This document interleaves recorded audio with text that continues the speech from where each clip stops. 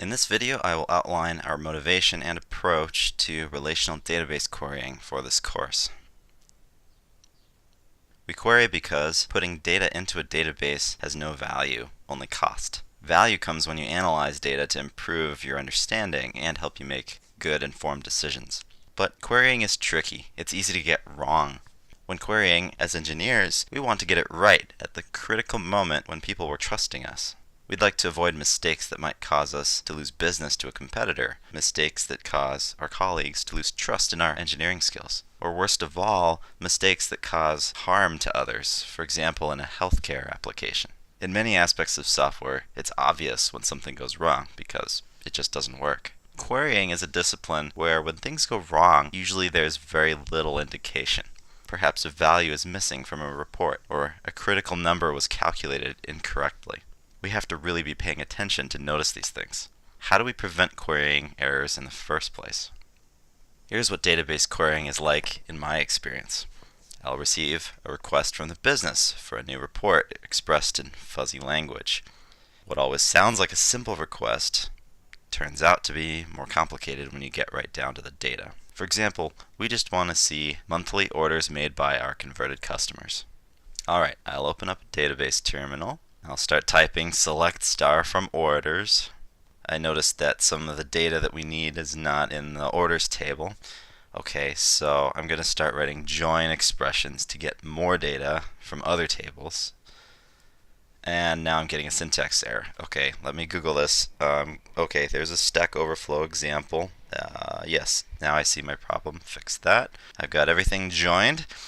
Alright, now we can group these to be monthly. And now SQL is complaining about non-aggregate columns in my group by clause. Okay, I need to add those into the clause. Right. And okay, now I'm noticing that I have duplicate rows in my test result. Okay, I will slap a distinct on this query, and alright, that looks good to me. Let's ship it to code review. And darn it, my reviewer noticed some rows are missing from my results that should have been there. Alright, that's because of the join. I'm going to switch that to a left join.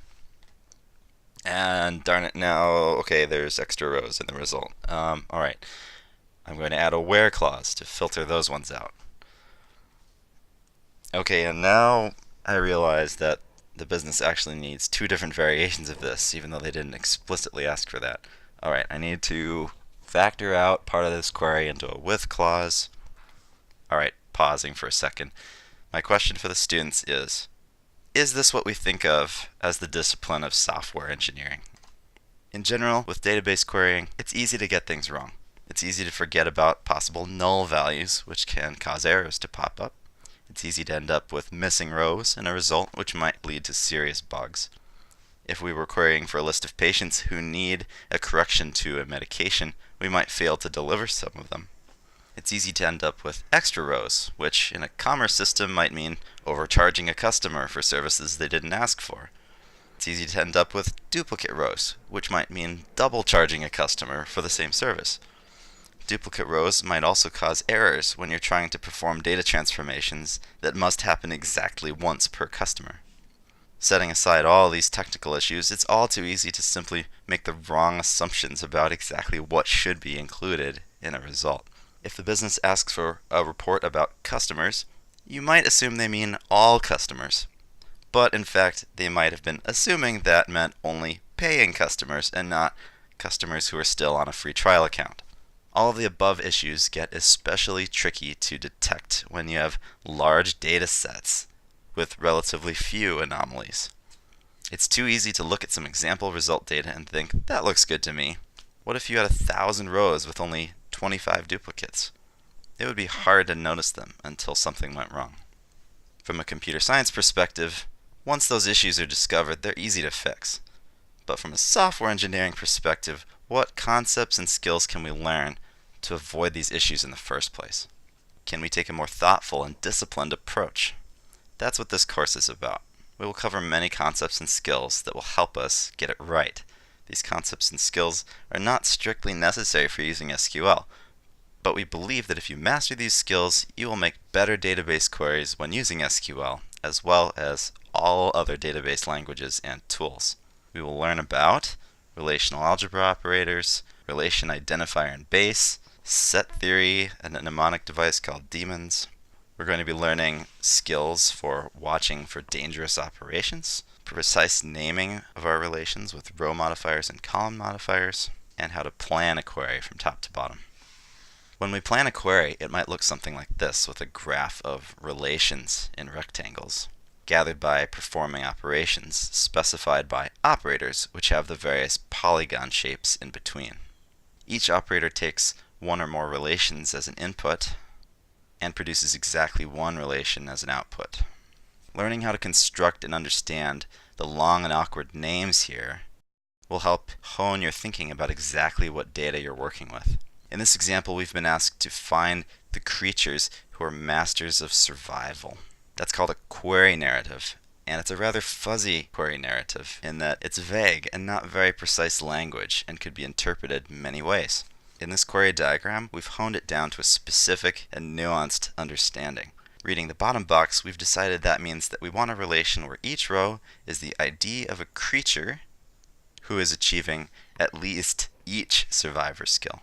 That means we will include creatures that also have other skills not related to survival, which may or may not be the result our client was looking for. These are the kinds of nuances we will learn to better understand and communicate. There are many operators to learn. There's no need to memorize this now, I just want to give you a sense of what's ahead. We'll start with the unary operators, which means they take one relation as input: filter, project, reduce, and group. Most of the remaining operators are binary operators, which means they take two relations as input. We'll cover all the details later. The primitive set operators are union, intersect, minus, and times. These are called set operators because they're derived from set theory. And they are called primitive because they are the basic building blocks of other related but more complex binary operators. We'll cover some non-primitive binary operators that are called exactly matching, because they perform operations that fundamentally involve doing a lot of exact equality comparisons between values. The one we'll give the most attention to is match join. Related are the not exactly matching operators, which perform operations based on mathematical inequalities, such as seeing if values fit within a specified range. There are a number of what we call safe and convenient operators, which are safer versions of some of the earlier operators that come with both advantages and drawbacks. And there are many operators in the blurring category, which are more advanced and combine many of the concepts of earlier operators.